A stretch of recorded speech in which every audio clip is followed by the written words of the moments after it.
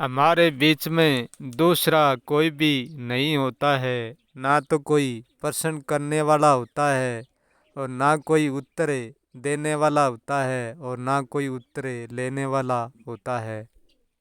हम स्वयं ही प्रश्न करते हैं, हम स्वयं ही उत्तर देते हैं और हम स्वयं ही उत्तर लेते हैं। प्रश्न में हम जिज्ञासा का रूप ले लेते हैं और उत्तर में हम संतुष्टि का रूप ले लेते हैं। प्रश्न करने में चित्त का रूप ले लेते हैं और हम उत्तर देने में बुद्धि का रूप ले लेते हैं। हम उत्तर मानने में मन का रूप कर लेते हैं। शब्द में हम सिमट जाते हैं और वाणी में हम विचरण करते हैं। भूल में हम बहते रहते हैं और होश में हम तिरते रहते हैं। भूल में बहने का भी हमको हमारा इशारा होता है और होश में तिरने को भी हमको हमारा इशारा होता है। क्योंकि हम शुरू से जागृत सपने सचोपति तुर्य को चारों अवस्थे को जानने वाले नहीं होते हैं। फिर हम किस पद पर चलकर जानने वाले होते हैं। हम अज्ञान पद पर चलकर जागृत सपने सचोपति तुर्य चारों अवस्थाओं को नहीं जानने वाले हो जाते हैं। परंतु हम बाहर से तो सोना जागना ये अज्ञान पर चलकर ही जानते हैं, परंतु सत्य भीतर से नहीं जानते हैं। जब हम बाहर और भीतर दोनों तरफ से जाने तब सत्य होता है। क्योंकि अकेले हाथ से तालियां नहीं बजेगी, दोनों हाथ बढ़ाना पड़ेगा। अकेला बाहर से जानता है वो भी अधूरा है, अकेला भीतर से जानता है वो भी अधूरा है।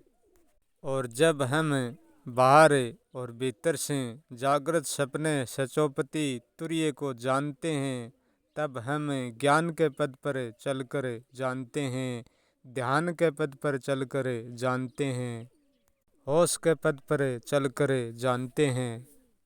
तब हम अज्ञान के पद पर चलते हैं, तब भी हम वही होते हैं, और तब हम ज्ञान के पद पर चलते हैं, तब भी हम वही होते हैं। फर्क इतना ही होता है कि जब हम जान लेते हैं तब हमारे जानने की दोनों हाथों से तालियां बजने लग जाती हैं। तक हम अज्ञान में रहते हैं, जब तक हमारी एक हाथ से खाली हाथ हिलता रहता है हम तालियां नहीं बजा सकते।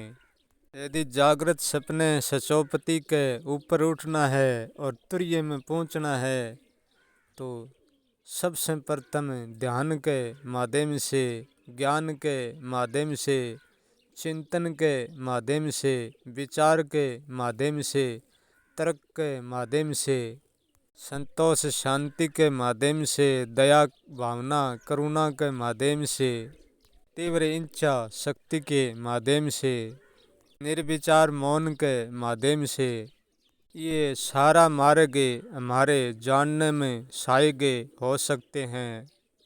खुद को चिंतन और तार्किक बिना कोई नहीं जगा सकता। जिसके पास तार्किक होगी उसके पास होश भी होगा और उसके पास शक्ति भी होगी और उसके पास चिंतन भी होगा। खुद को वही जगा सकता है जो प्रत्येक दिन नया सीखता है, जो पुरानी धारणाओं पुरानी मान्यताओं पर विश्वास नहीं करता है, अंधविश्वास के ऊपर उठ जाता है, वही खुद को जगा सकता है। अंधविश्वास की धारणा, अंधविश्वास की परंपरा सबको तोड़ डालता है, वही ऊपर उठता है। बाहर से सीख कर जितना ही भीतर कचरा भरा है वो सारा कचरा खाली करना पड़ेगा, तभी हम खुद की शुरुआत कर पाएंगे। खुद नहीं पलट के खुद को एक नया जन्म देना पड़ता है। जो भी सत्य जानना है वो खुद को ही दर्पण बनाकर और खुद के सामने रखना होगा। खुद को जानने से शांति मिलती है, आनंद मिलता है, संतोष मिलता है, सुख मिलता है, होश मिलता है। जब खुद का दीपक जगता है तभी खुद के भीतर रोशनी होती है।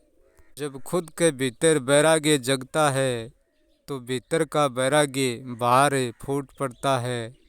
खुद तक पहुंचना है तो रास्ते में जितनी भ्रम की दीवारें खड़ी हैं वह सब दीवारें गिरानी पड़ेंगी। हर एक चुनौती का सामना करना पड़ेगा। जो जागृति को जीत लेता है वो सपने को भी जीत लेता है और सचोपति को भी जीत लेता है। तुरये में ना कोई हार बचती है और ना कोई जीत। हम विचार करते करते थकते नहीं हैं। जिस दिन हमारे विचार की थकान टूट जाएगी उस दिन हम तुरये में जाग जाएंगे। विचार की थकान टूट जाएगी तो हम निर्विचार हो जाएंगे। हमारा विचार हमारे आगे नहीं चलेगा, हमारे पीछे हो लेगा, क्योंकि हमारे विचार को ही निर्विचार करना होता है।